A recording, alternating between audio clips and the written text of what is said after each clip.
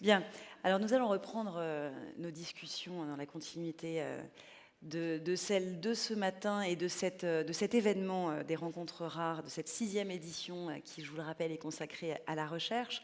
Alors, une grande partie des efforts de financement de la recherche s'effectue via la communauté européenne et c'est le sujet que nous allons aborder lors de la session qui va débuter dans quelques instants, donc ce sujet des perspectives européennes, en présence de... Alors, je vais vous demander de monter sur scène, s'il vous plaît, à l'annonce de votre nom. Donc, en présence de Yanis Mimouni, qui est Senior Project Manager du European Joint Programme on Rare Diseases, donc EJPRD, bienvenue.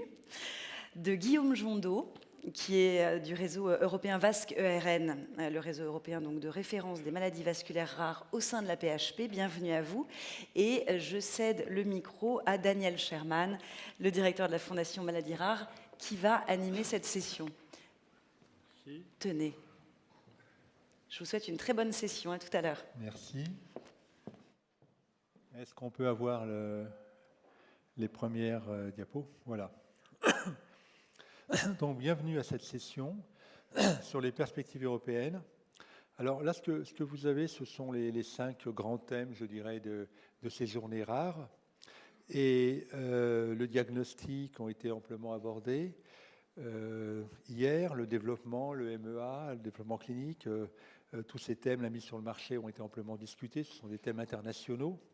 Et donc, nous avons décidé de focaliser cette table ronde qui est courte, elle dure une demi-heure, sur 2 thèmes, la recherche et le soin.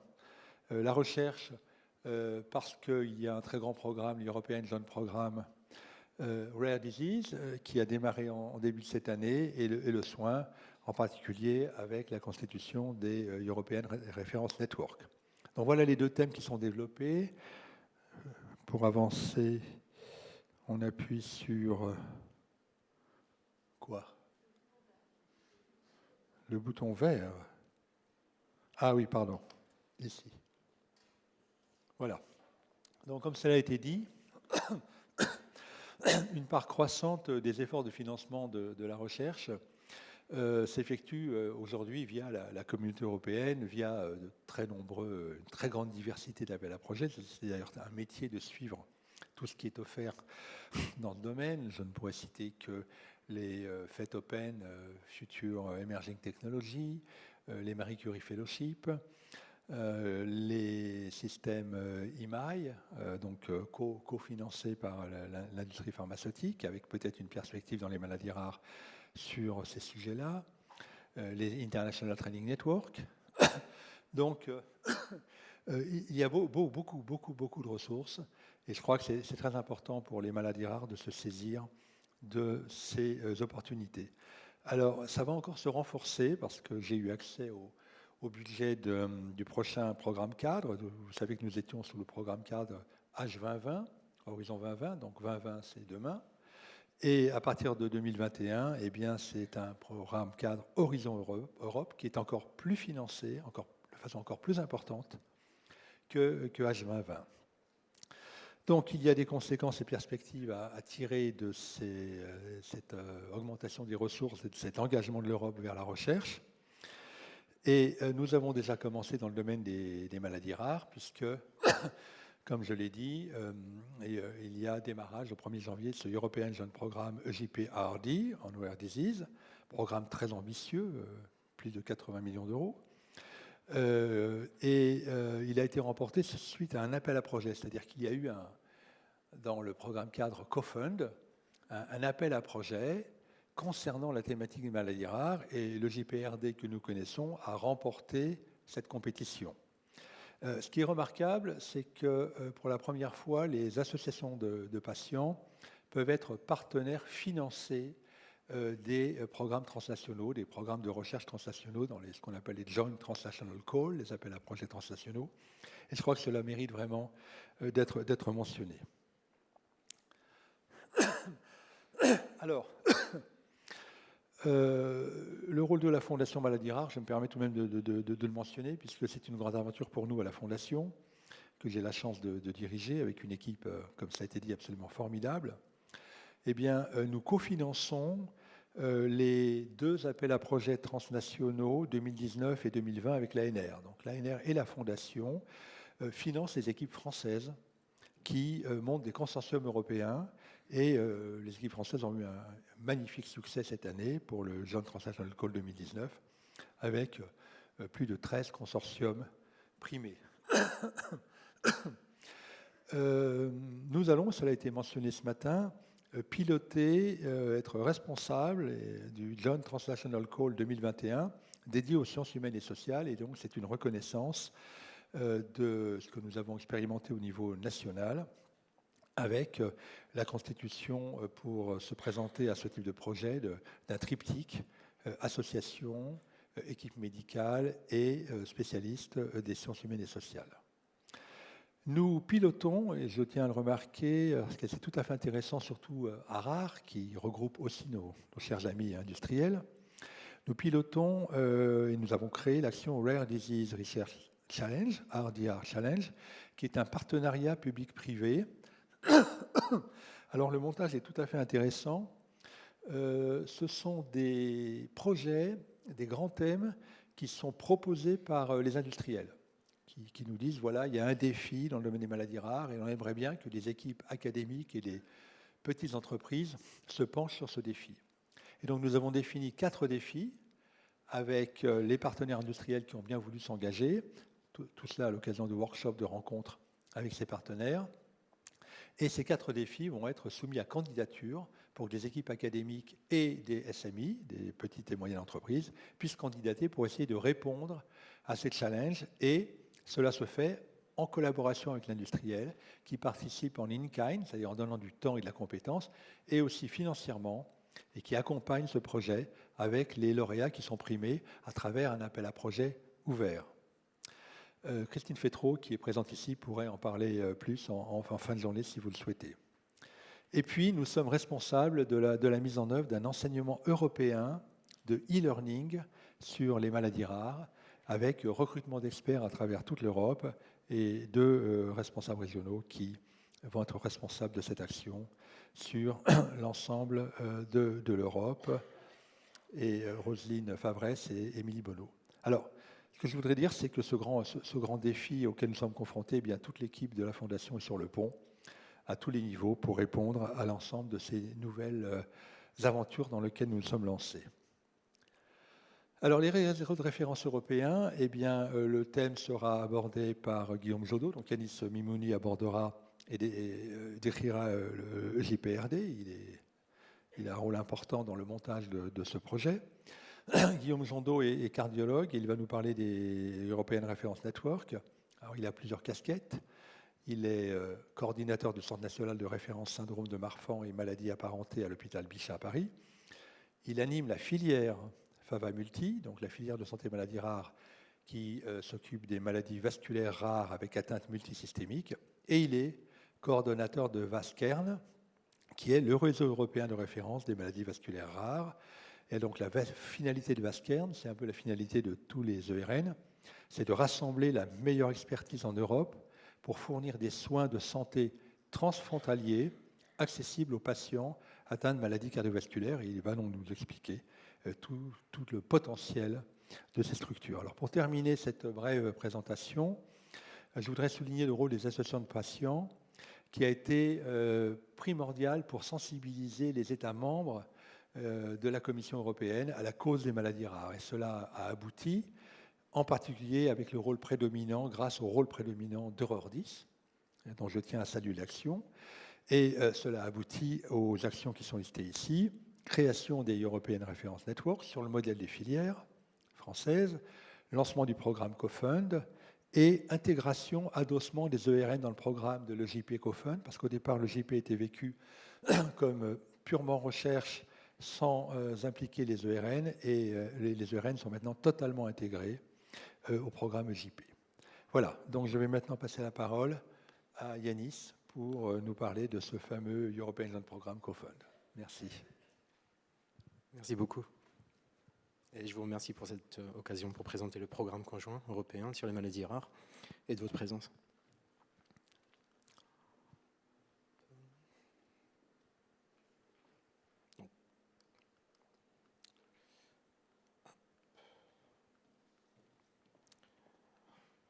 Voilà, donc du coup, je commence par vous présenter l'ensemble des acteurs qui sont impliqués directement ou indirectement en Europe dans le domaine des maladies rares, qui sont regroupés en catégories sommaires avec le financement, où on a les projets IRER et la Commission européenne qui jouent un rôle important dans le financement des projets pour la recherche dans les maladies rares.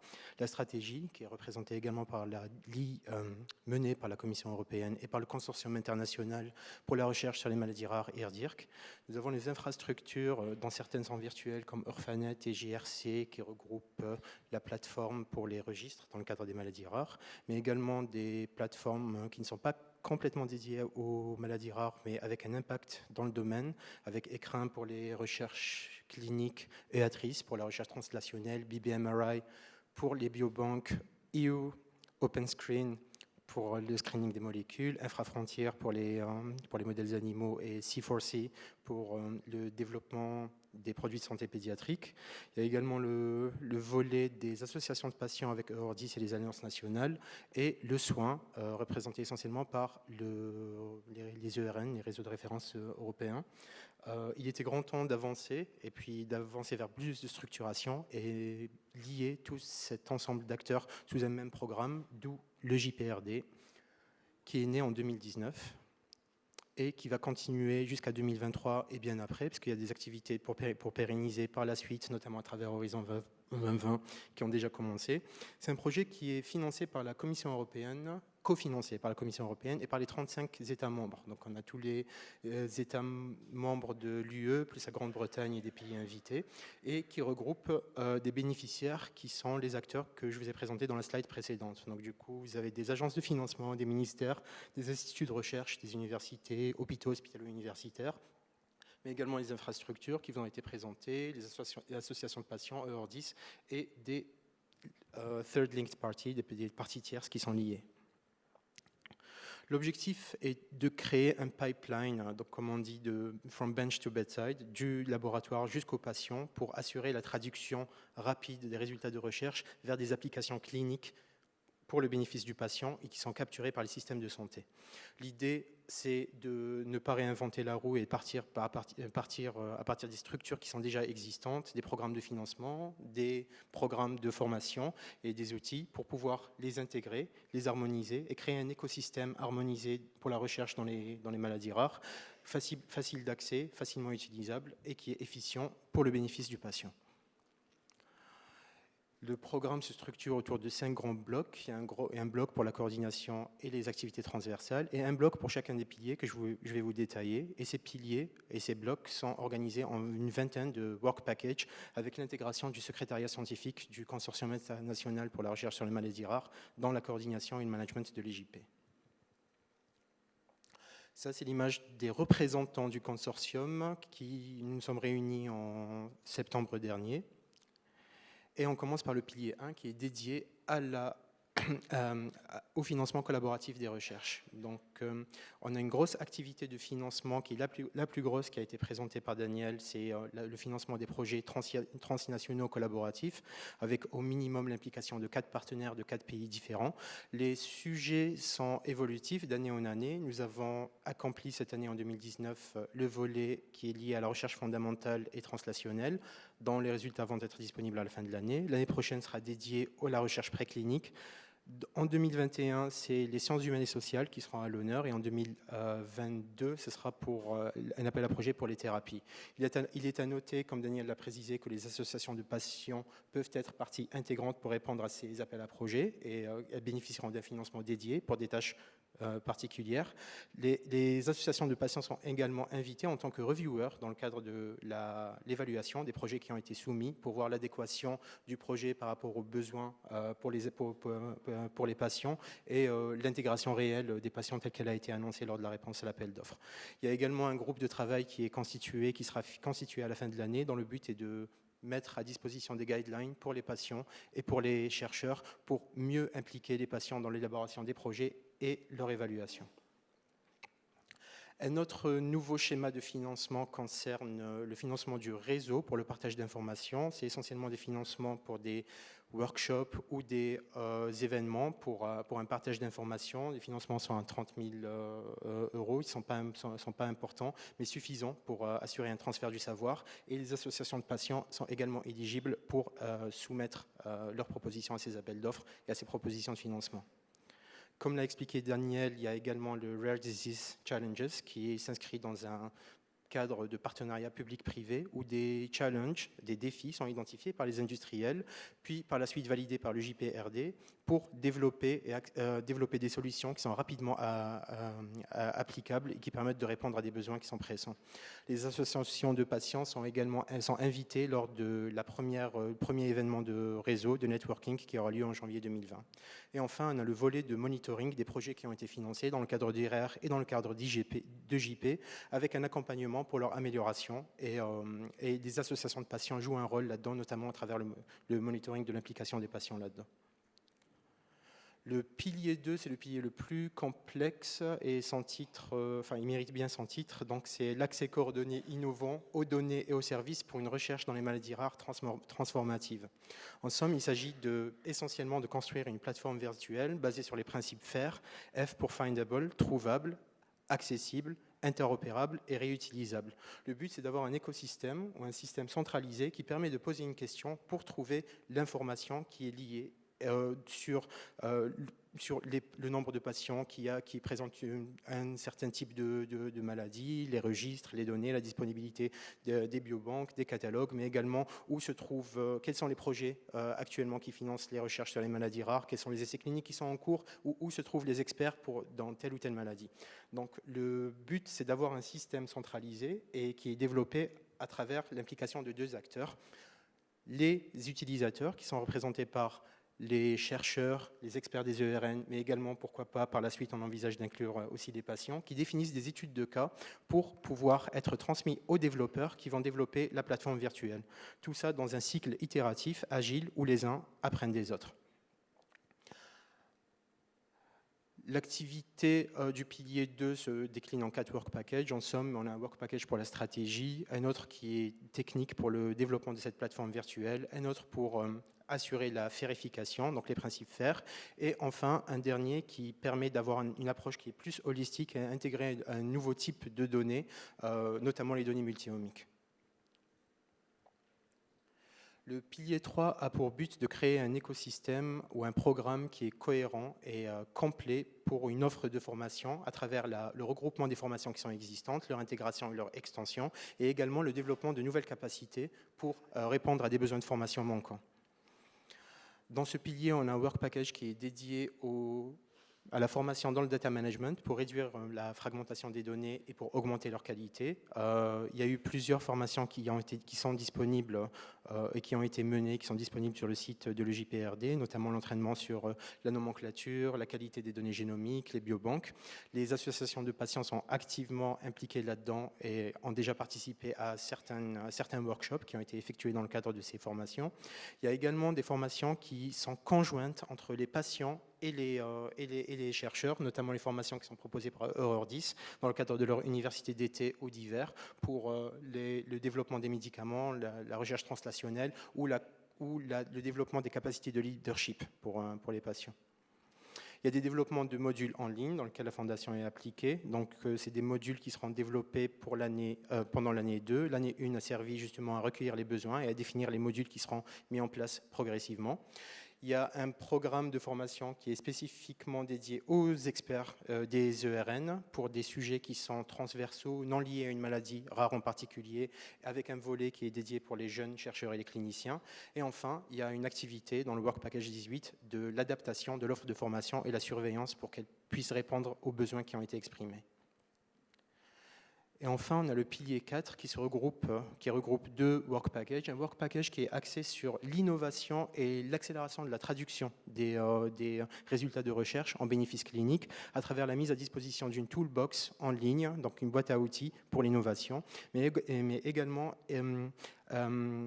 évaluer le potentiel des projets dans l'innovation et dans la translation à travers la mise à disposition de managers de l'innovation et d'un groupe d'experts, par exemple des experts qui sont spécialisés dans le développement des thérapies, pour assurer un parrainage des projets, les accompagner, optimiser le suivi financier et l'exploitation des résultats. Et enfin, dans le cadre de ce projet, il y a le projet de la mise en place de la feuille de route pour la plateforme européenne d'investissement qui a pour but d'élaborer de nouveaux schémas innovants pour le financement de projets et également à rassembler des promoteurs qui sont intéressés par le financement de la recherche dans les maladies rares. Le Work Package 20 est dédié aux méthodologies innovantes dans le cadre des essais cliniques. Il est mené par un groupe de travail, une task force group, dans lequel Eurodis est un membre actif. Il y a eu la mise à disposition d'un help desk, donc d'un bureau de soutien à l'élaboration, design et la planification des essais cliniques dans le cadre des maladies rares, qui est accessible à travers le help desk de EJPRD sur le site. Il y a des activités également pour tester les nouvelles méthodologies d'essais cliniques dans le cadre des maladies rares, à travers la réutilisation des données d'essais qui sont déjà disponibles, qui n'ont pas été concluants, mais également par la suite le développement de nouvelles méthodologies pour les futurs essais cliniques dans le cadre des maladies rares. Avec tout ça, on se demande qu'est-ce qu'il y a pour moi, donc dans le cadre en tant qu'acteur. Donc c'est une diapositive qui résume l'ensemble des services qui sont disponibles, qui sont à venir, notamment les appels d'offres qui sont en cours de lancement pour la fin de l'année. Donc l'appel d'offres sur les essais précliniques JTC 2020, les Rare Disease Challenges également, et l'appel d'offres sur le networking scheme, donc sur le réseautage pour le partage d'informations. Il y a l'implication dans le pilier 2 à travers la définition des études de cas pour guider l'orientation de la plateforme virtuelle. Mais il y a également pour l'instant des services qui sont dédiés uniquement aux ERN pour les aider par exemple à construire leur registre de manière à ce qu'ils soient faire à travers un support et d'avoir des stewards qui les aident à développer et intégrer le registre. Il y a toute l'offre de formation qui est offerte par le pilier 3 et où toutes les informations sont disponibles sur le site de l'EJPRD, que ce soit des formations qui soient dédiées aux patients ou aux ERN, ou de manière globale disponibles gratuitement par la suite à travers les modules de formation en ligne qui vont être mis à disposition en 2020. Il y a l'accès également au support pour le développement des essais cliniques à travers le helpdesk de l'EJPRD. Et juste un rappel, il y a le prochain congrès conjoint avec l'IRDIRC qui aura lieu en mars à Berlin. Les inscriptions sont toujours ouvertes et vous avez toutes les informations pour vous connecter, avoir le programme et vous inscrire. Et je vous remercie pour votre attention.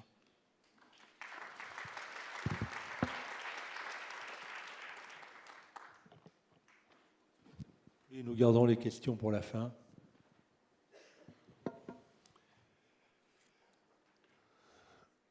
Bonjour tout le monde. Alors, donc les ERN.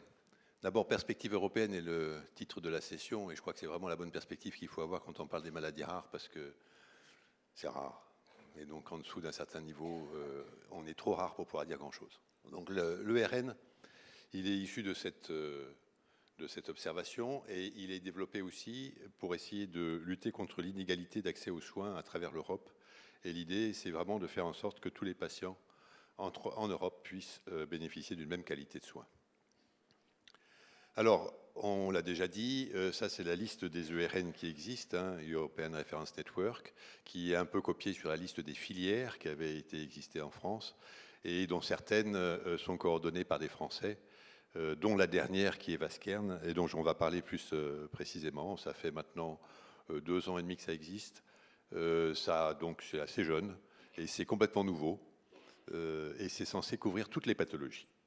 Alors on va parler de Vaskern qui est représenté ici avec en bleu. Alors oui, si je vais faire comme ça va être bien. Vous voyez qu'il y a différents Rare Disease Working Group, pour parler anglais, donc un qui s'occupe de l'aorte, l'autre qui s'occupe des artères de moyen calibre, l'autre qui s'occupe des lymphatiques, l'autre qui s'occupe des anomalies vasculaires au sens large, malformations, etc., et l'autre qui s'occupe du rendu ossellaire. Donc vous voyez que c'est des pathologies assez différentes les unes des autres, et que donc ces Rare Disease Working Group vont travailler de façon un petit peu indépendante. Ils vont se réunir une fois par mois en téléconférence pour que les liens se forment, et effectivement au bout de 2 ans et demi les gens se connaissent et on a la chance d'avoir l'orateur précédent qui va nous expliquer ce qu'il vient de vous expliquer demain à Bruxelles, dans la réunion de l'ERN qui va durer 2 jours, où tout le monde se retrouve une fois par an. Et donc, ça crée des liens et ça fait que les gens travaillent ensemble. Et on a des sous-groupes transversaux qui sont assez standards, hein. Communication, e-health, éthique, registry, sur lesquels on reviendra, et training and education.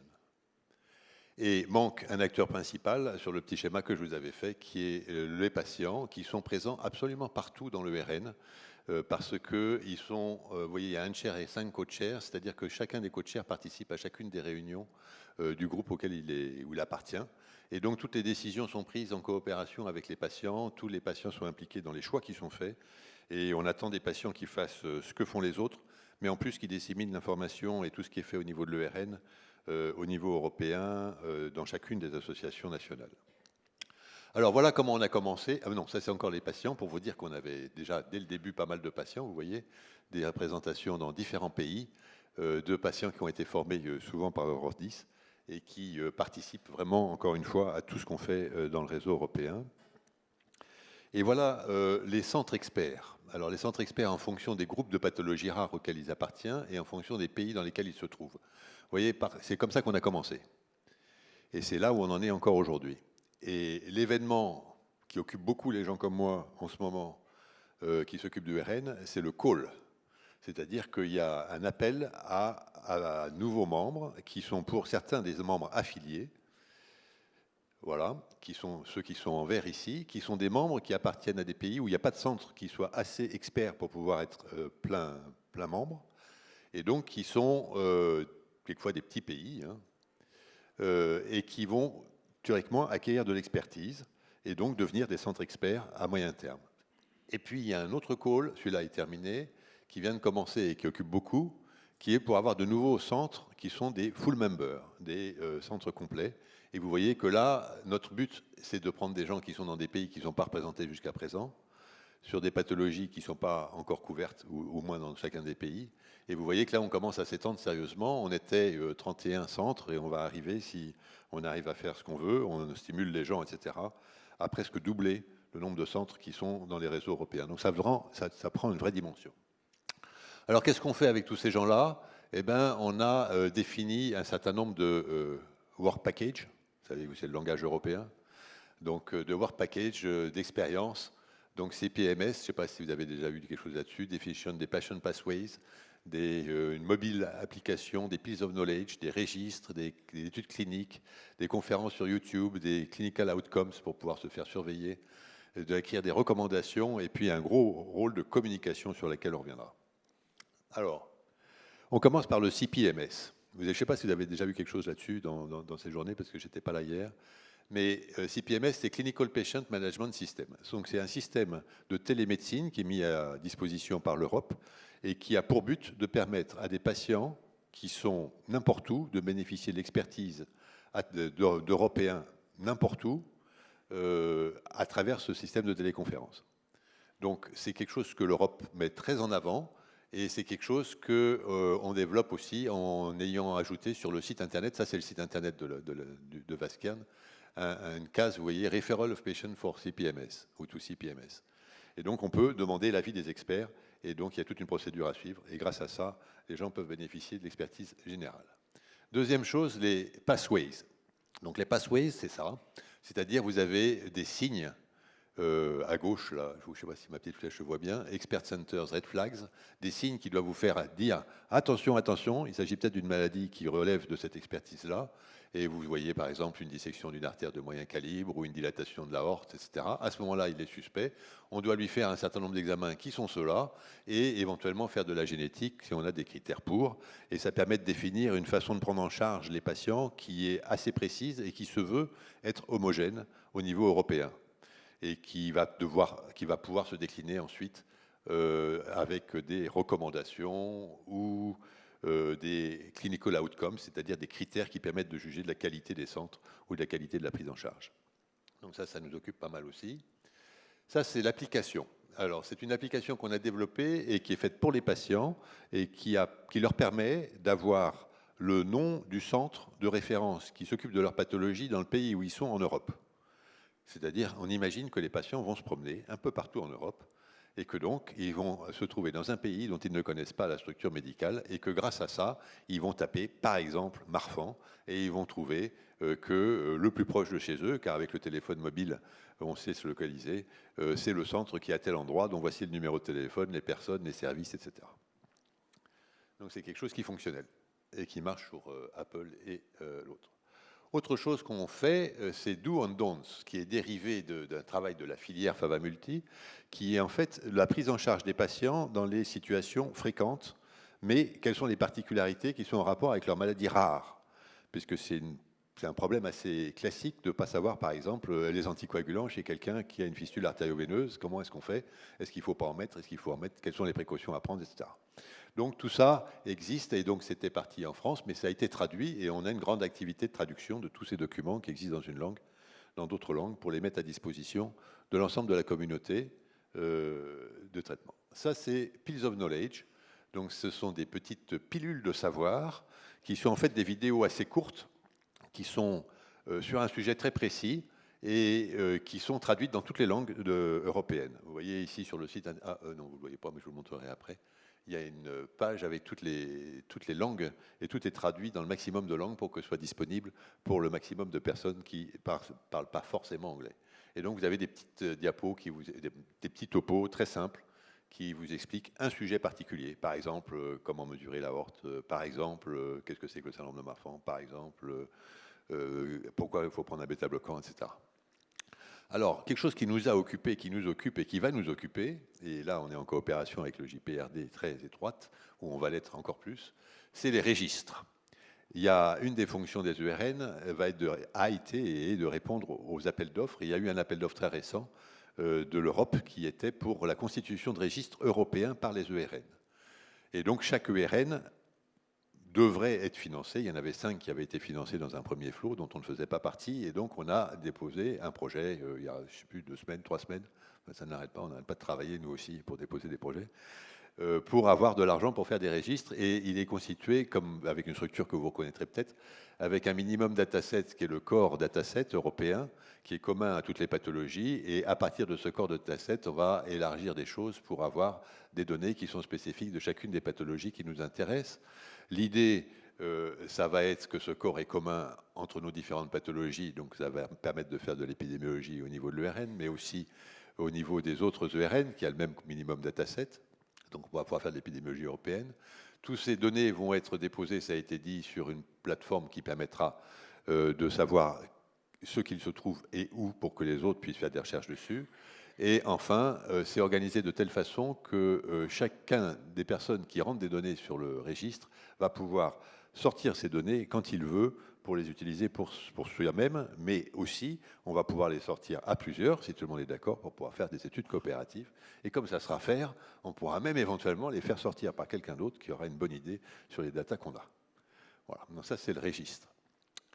Alors, étant donné que c'est un petit focus recherche, donc, qu'est-ce qu'on fait comme recherche dans l'ERN? Vous avez bien compris que ce n'était pas le focus initial de cette affaire, mais que comme ça intéresse tous les gens qui font dans la maladie rare, c'est quelque chose qui prend une importance croissante. Des publications ensemble, on en a déjà. Les registres avec des possibilités infinies, hein, des histoires naturelles, des nouvelles descriptions des pathologies. Et puis, même si c'est très rare, on arrive à des nombres suffisants pour faire quelque chose. Évaluer des nouvelles thérapeutiques, trouver des populations. On a parlé du funding déjà, le problème de l'interopérabilité avec les flowcharts, c'est-à-dire que c'est bien de faire des registres, mais il faut qu'il y ait des choses dedans. Et donc ça, l'argent qu'on nous a donné, c'est pour faire les registres, pas pour les remplir. Donc on est très demandeur d'avoir des compléments pour pouvoir remplir les registres, parce que c'est bien les cases, mais c'est mieux quand c'est plein. Et puis on se rend compte que c'est assez compliqué parce que c'est international et qu'il faut passer par-dessus les problèmes de régulation qui sont différents suivant les pays. Et que voilà, donc c'est un vrai boulot. On a des projets de recherche qui sont même, pour certains, originaires de patients. C'est un patient qui a fait une fondation avec l'idée d'utiliser cet argent pour faire le génome de différents patients ayant une maladie rare et une mutation particulière donnée, pour pouvoir étudier la variabilité dans cette population très précise. Donc, vous voyez, c'est assez ouvert. Il y a des programmes d'échange entre les centres, et puis on répond à des calls spécifiques, comme ça a déjà été dit. Alors, ça marche avec de l'argent. L'argent, donc là, c'est 3 ans d'argent. Vous voyez, c'est 600 K euros donnés sur 3 ans, donc 200 par an, par l'Europe, mais il donne que 60%. Ça, c'est l'Europe. Et donc après, il faut se trouver les 40%.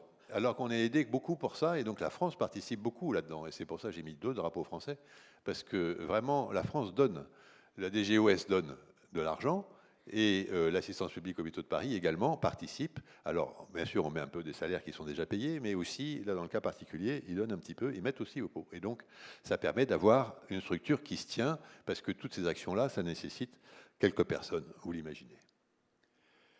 Et enfin, pour conclure, donc de nouveau le site internet. Alors pourquoi est-ce que je conclue là-dessus? Parce que je pense qu'il y a beaucoup de structures qui existent pour la prise en charge des maladies rares, notamment en France et dans d'autres pays, mais qu'il y a un déficit de connaissances qui est majeur. Et que la communication, c'est vraiment un des moyens de diminuer l'errance diagnostique.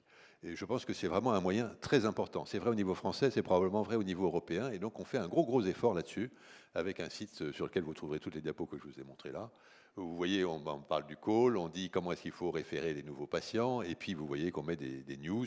Et dans ces news, vous avez le Bakumba, qui est un livre qui avait été écrit pour les enfants par l'Association des patients Marfan en France, avec le centre de référence, et qui est traduit dans toutes les langues de l'ERN. Donc on essaye de faire tirer profit des existants pour diffuser ça partout. Et voilà, d'autres news avec d'autres réunions. Et enfin, une vidéo courte qui a été faite ici par les patients pour expliquer quel est leur rôle dans les ERN. Donc si ça vous intéresse, vous y avez accès. Merci.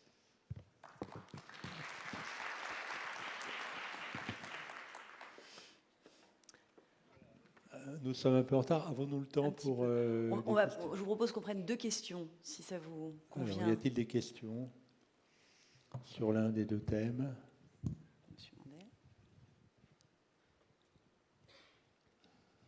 Bonjour, sur le call EJP, on a signalé qu'il y avait eu un bon succès des équipes françaises, mais d'après ce que j'ai compris, dans les projets classés comme finançables, il y en avait pas mal qui avaient des équipes françaises, mais comme le budget donné notamment un peu par la Fondation dans la mesure de ses moyens, mais surtout par l'ARN, ne suffit pas pour financer ces équipes françaises, ces projets transnationaux vont être éliminés parce qu'il y a une équipe française et que l'équipe française n'est pas finançable sur les crédits français.